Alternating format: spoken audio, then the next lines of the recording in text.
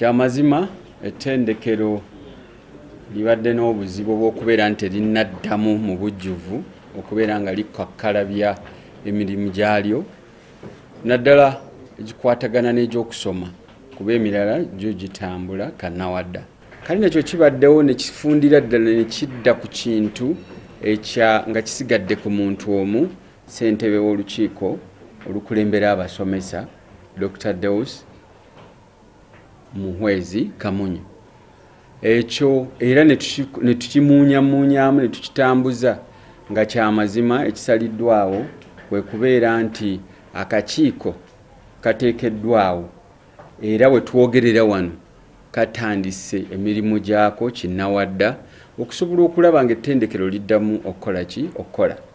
Tubawe essuubi nti amangu ddala buli muntu ajja kuba musanyufu ku bikwatagana n'embeera y'omu Makerere mu kaseera kano nga we tuli.